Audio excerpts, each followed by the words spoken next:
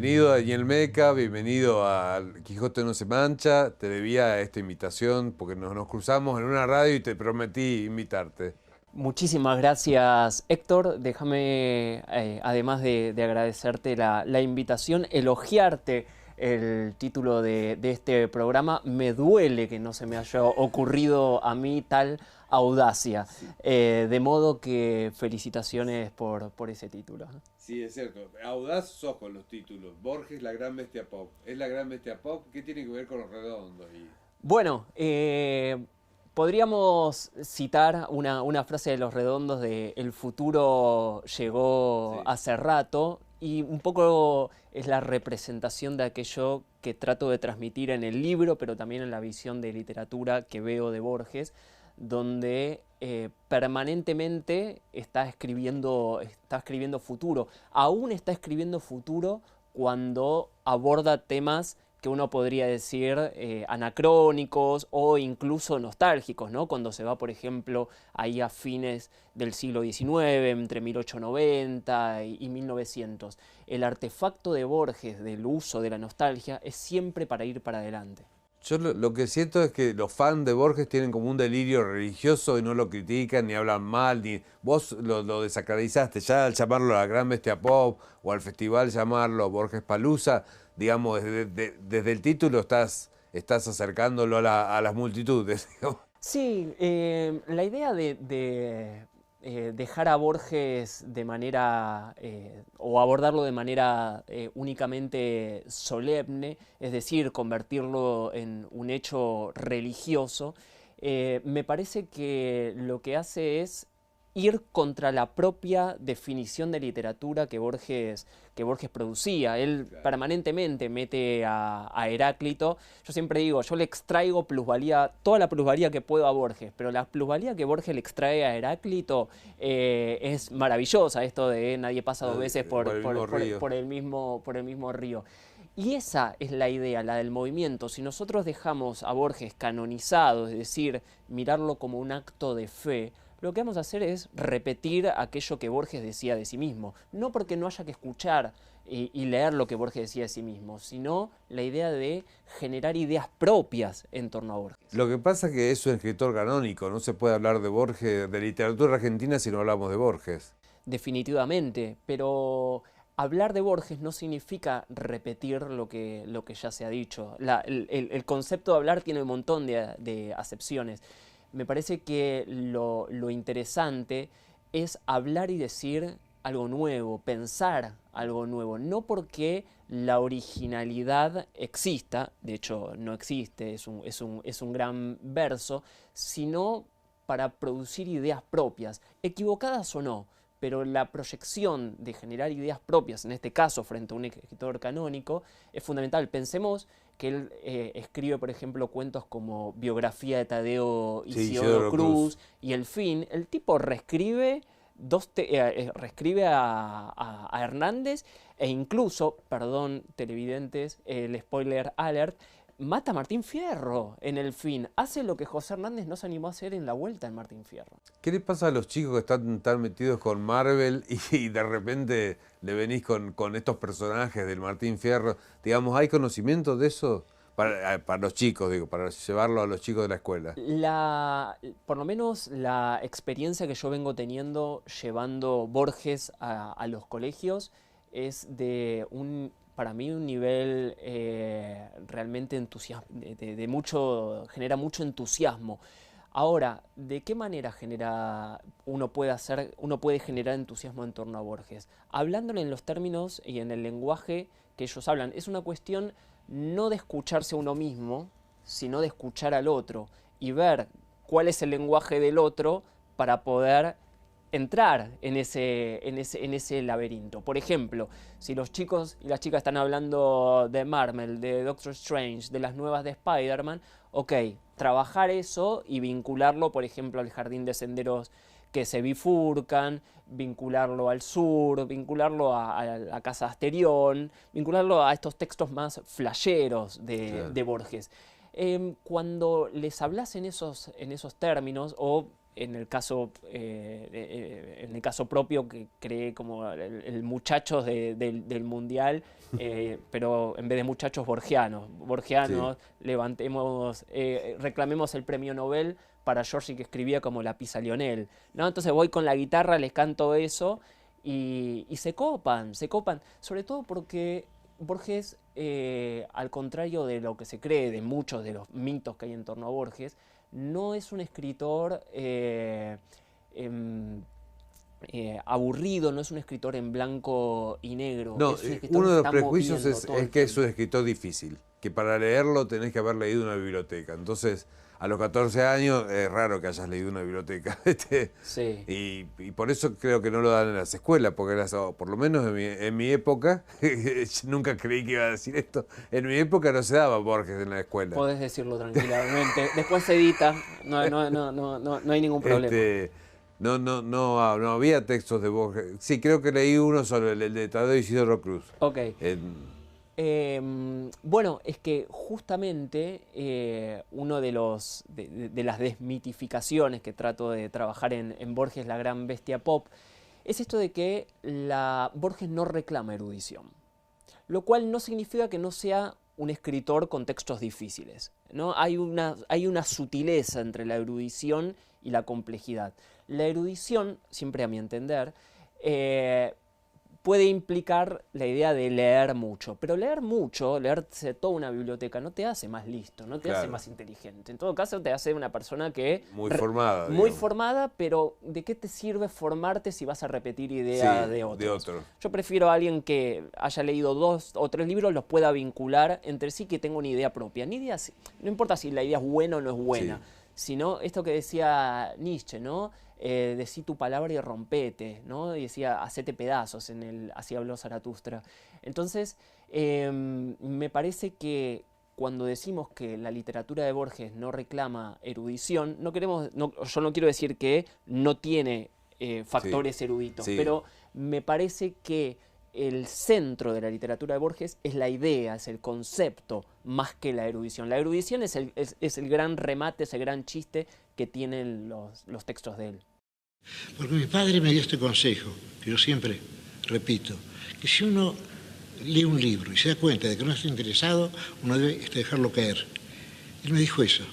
Y luego, años después, yo leí los ensayos de Montaigne, una de mis lecturas preferidas. Y él dice que si él encontraba un pasaje en un libro que no entendía, que lo salteaba, como decimos aquí, lo omitía y seguía adelante. Yo creo que está bien eso, ya que uno debe ver en la lectura una felicidad y accesible. Yo creo que la idea de lectura obligatoria es una idea falsa. Estuve conversando días pasados con un señor italiano y él me dijo, cuando yo era chico me hicieron leer la Divina Comedia. Yo lo aborrecía, Dante, pero lo he releído hace poco y he descubierto que es bastante bueno. Pero ¿cómo lográs entusiasmar a un adolescente? ¿Cómo le vendés a Borges y le pones a Borges arriba del pupitre? Bueno, primero desde un lugar de no imponérselo, ¿no? De hecho, cuando yo voy a las escuelas, cuando me invitan a dar charlas, le digo, esto es sin nota. Acá no venimos de decir, bueno, este Sí. sabe más, este sabe menos. Partimos de la base que nadie sabe nada, pero no desde un lugar paternalista, de yo les vengo a explicar a ustedes que Borges nació en 1899, que Sí. en 1902 se fue a Palermo, de Palermo se fue en el 14 a Ginebra.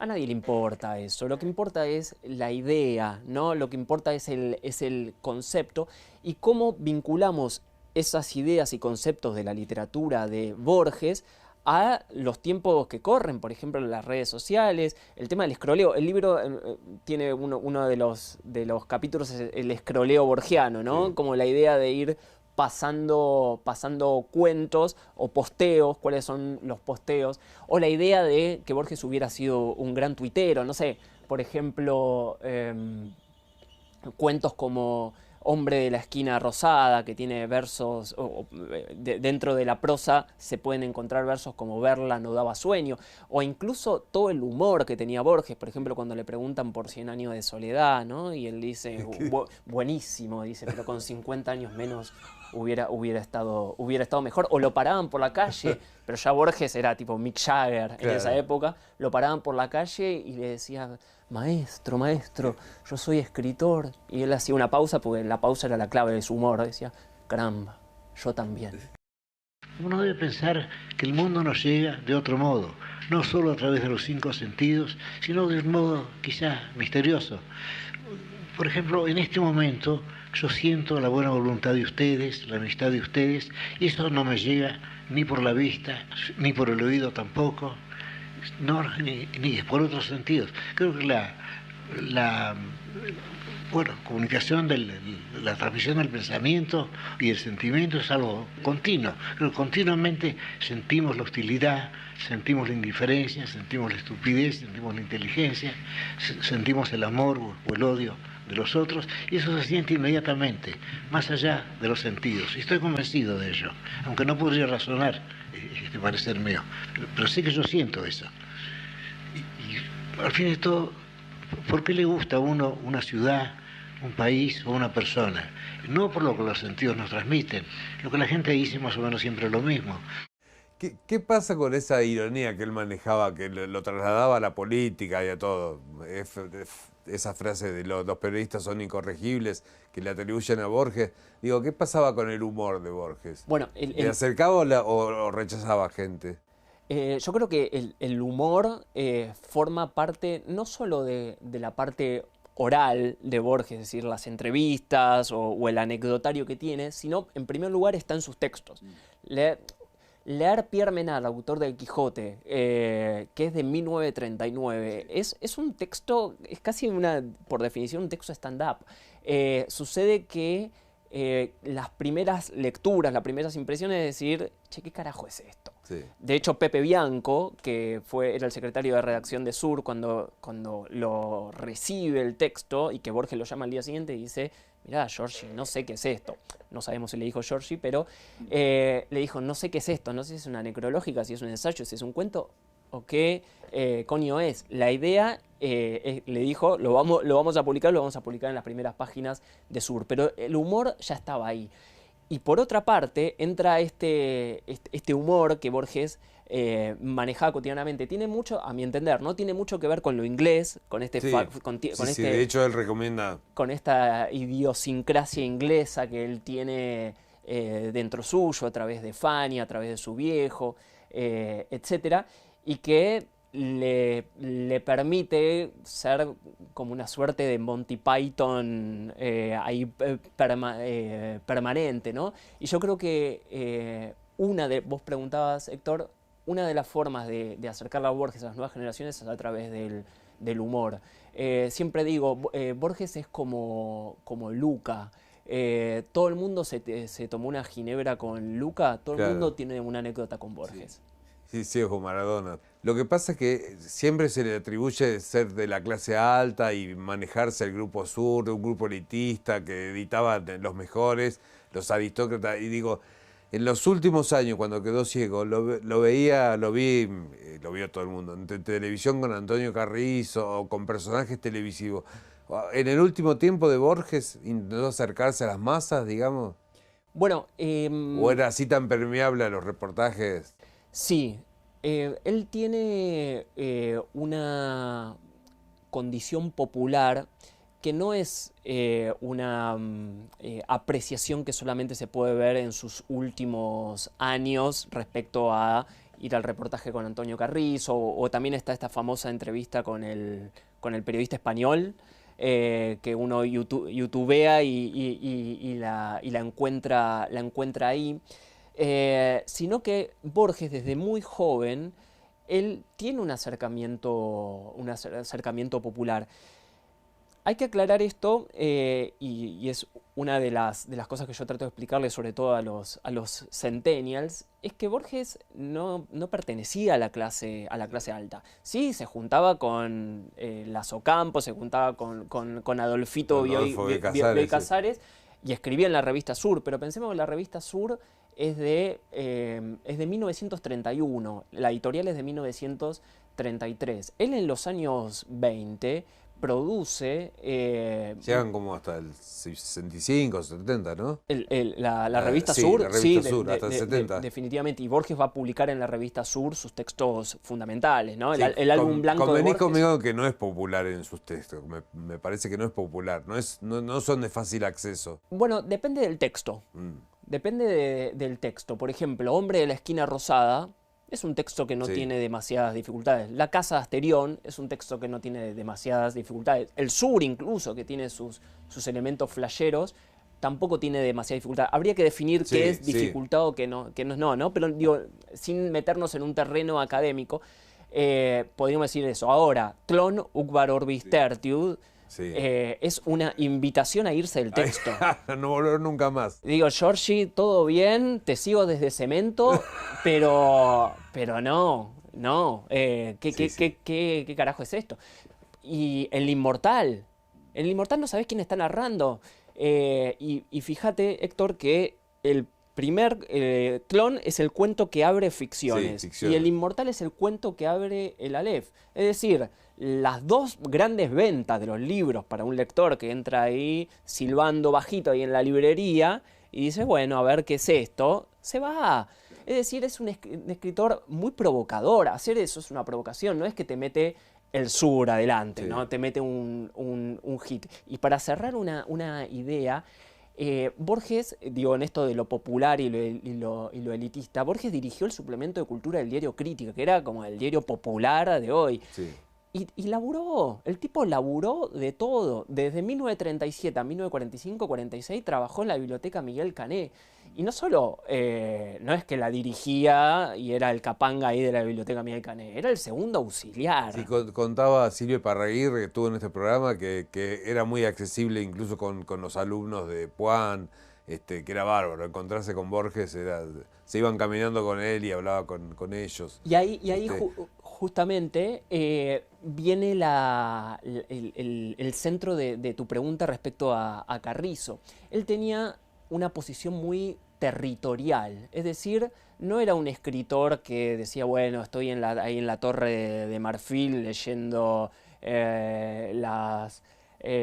no sé, a Lewis Carroll y a Schopenhauer y no me vinculo con el resto de la humanidad. No, Borges, por eso decíamos lo de Luca, Borges iba ahí con su bastón ahí por la calle Florida, iban chicos de escuela secundaria. Todo el tiempo están saliendo entrevistas de chicos que lo iban a entrevistar. Sí, Mick Jagger era famoso porque le gusta Borges. Mick Jagger, entonces, cuando decimos de territorialidad, es un escritor que ocupaba espacios permanentemente. Y eso es una visión muy política, y no digo partidaria, digo política, en el mejor de los sentidos que tenía Borges, de ocupar espacios. ¿Hay más de dos Borges? Bueno, yo sospecho, como Stevenson, a quien tuve el honor de citar, que cada hombre es una multitud, sin duda hay más. Además, ¿por qué limitarnos al sistema binario que es tan pobre? Pensamos en centenares de personas. Hermann Hesse dijo, jeder Mensch enthält die ganze Menschheit. Todo hombre incluye toda la humanidad. Y Whitman. Y Whitman también. Soy multitudes. Soy multitudes. Yo creo que somos multitudes. Quizás seamos todos nuestros antepasados, pero además todos los hombres que han vivido anteriormente. Y quizá, ¿por qué no? Seamos mágicos esta mañana, ¿por qué no los hombres venideros también? ¿Por qué no suponer que somos una suerte de eternidad, un conjunto de ayeres, de presentes y de futuros? Una idea, bueno, vendría a ser más o menos la idea del panteísmo. Lo cita Spinoza también usted en ese texto. Sí. Yo cito aquel pasaje que dice que cada cosa quiere perseverar en su ser. Pero yo creo que yo preferiría perseverar en el ser de otros. Es decir, yo acepto la inmortalidad personal siempre que me aseguran el olvido de esta vida. Yo no quiero seguir pensando en Borges, estoy harto de él. Sobre todo ahora que llegue esta fecha tan pública, tan notoria, tan íntimamente incómoda. Cuando alguien ocupa espacios, lo que hace es imponer agenda. Borges imponía agenda todo el tiempo y hacía que los otros polemicen sobre lo que él imponía. ¿Cuándo se te ocurrió que Borges podía ser el centro de un festival? El Borges Palooza, ¿cómo se te ocurrió? Y cuando vi que empezaba a ganar guita. Así de simple. Cuando me hice millonario, ¿no? Sí, sí. Nombrando a Borges. Iba a decir, le está pagando la universidad de mis hijos, pero no tengo hijos. Voy a tener que tener voy a tener que tener hijos para que el chiste sea posible. Es Borges, como ningún otro autor argentino, generó bibliotecas, porque todo el mundo ha escrito libros sobre Borges. Mirá, no sé, ¿no? Héctor, mientras nosotros estamos hablando acá, sí. Hay gente que está escribiendo sobre Borges. Que está escribiendo sobre Borges. Che, vamos ahora a los Canto. ¿Quiénes eran los hermanos Canto? Bueno, los hermanos Canto, yo no los quiero ni ver. Los vi durante 7 años. ¿Cómo? ¿Sí? ¿Cómo fue? 7 años de investigación. Ibas entrevistando a todos, porque es una biografía que tiene muchas voces. Tiene muchísimas voces. Una biografía que iba corriendo, curiosamente, primero contra el tiempo hacia atrás, es decir, contra la resistencia del tiempo, de papeles que ya no estaban, de manuscritos que ya no estaban, pero también iba corriendo contra el tiempo hacia adelante porque quienes los habían conocido se iban muriendo. Sí. De hecho, hay varios de los entrevistados que palmaron entre la publicación, entre la escritura del libro y la publicación del libro. Y por una cuestión biológica. Fue una excusa esta biografía para hablar de Borges, porque, ¿no? Bueno, Borges fue un problema. Fue realmente un problema porque empezó a Estela Canto, que claro, Borges le dedica a la Aleph, y en un momento yo ya me había mandado con Estela, después me había mandado con Patricio. Contemos quiénes eran los hermanos Canto. Bueno, los hermanos Canto, y ese creo que es la mayor fortaleza que yo intenté transmitir en el libro, era pensarlos por fuera de Borges, en primer lugar. Por eso decía que Borges era un problema. Era Giorgi, todo bien, te sigo leyendo, pero correte Beethoven, bueno, sí, correte Giorgi. Quiero hablar de los Canto. Y los Canto, primero eran 2 hermanos atípicos dentro del Grupo Sur. Piensen que iban diciendo por ahí que eran incestuosos, sí, entre ellos. Sí, de hecho vos decís que no vivían en el lugar donde vivía la gente del sur, vivían cerca de Constitución, ¿no? Exactamente. Ya geográficamente no estaban en el Grupo Sur. Geográficamente no estaban en el Grupo Sur. Eran escandalosos y rompían la regla número 1 de Sur, que era ser discretos. Entonces, una de las tesis que yo trato de justificar dentro del libro es por qué el Grupo Sur, por qué, sobre todo Victorio Campo, los toleraba, dado que ellos rompían la regla número de Sur. Era por su capacidad intelectual. Eran brillantes, eran extraordinarios. Estela tradujo 6 de los 7 tomos de En busca del tiempo perdido de Editorial Losada. Uno compra ahora los de Editorial Losada y 6 de los 7 tomos los hizo ella. Y no es que pongo yo que son buenas traducciones. Yo voy a la Universidad de Buenos Aires, a la Cátedra de Literatura Francesa, hablo con Walter Romero y le digo, che, ¿es buena o no es buena? ¿Qué valor tiene respecto, por ejemplo, a la traducción de Pedro Salinas?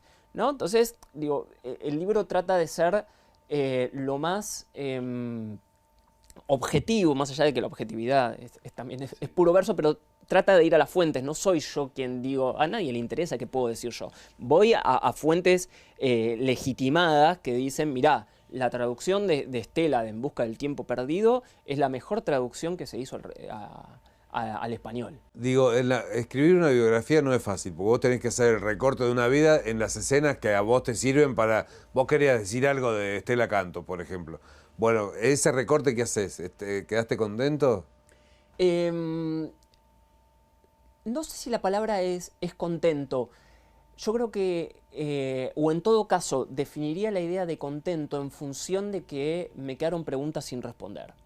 No era un libro que buscaba dar una respuesta única. No era un libro que intentaba cerrar una historia, en absoluto. Si eventualmente algo me pondría contento de este libro, es que dejara más preguntas que respuestas. No me interesa a mí la literatura que da respuestas. Me interesa la literatura que deja preguntas, es decir, que deja la posibilidad de seguir escribiendo. Así que en ese sentido sí, me pone contento porque creo que eran 2 personajes que habían quedado completamente olvidados. Y los Entonces, rescataste.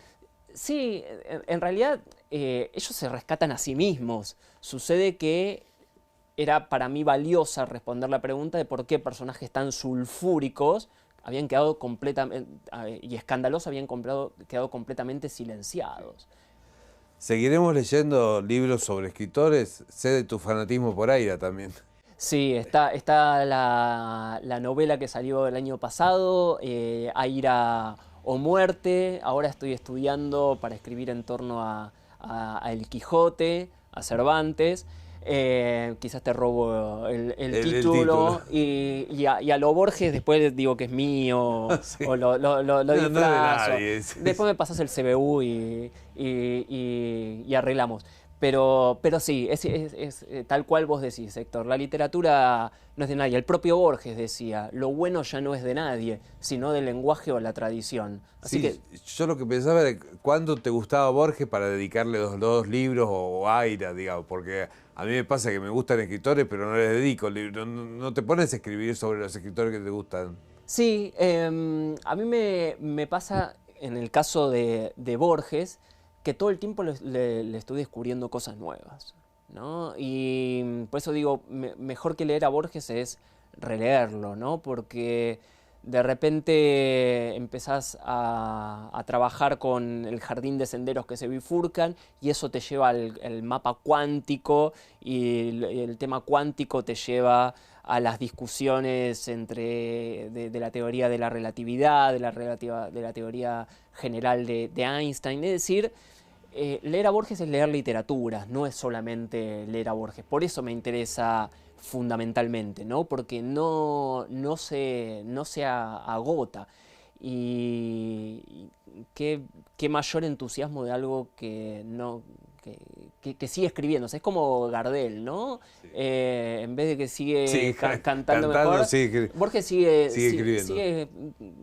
Todo lo que está produciendo es un texto que se está escribiendo mañana. Borges está escribiendo mañana y por suerte para los que damos clases y escribimos libros en torno a Borges, eso es buenísimo para nuestra economía. Seguiremos leyendo de Borges entonces. Gracias, Daniel, por haber venido. Muchísimas gracias, Héctor. Como esto es como el programa de Susana, mis anteojos. No, los anteojos los traje en homenaje a la ceguera de Borges. Está bien, por supuesto, y porque hoy hice natación temprano y me quedaron las antiparras. Sí, pegadas acá. Tengo las antiparras, así que... Gracias por haber venido. Gracias, Héctor.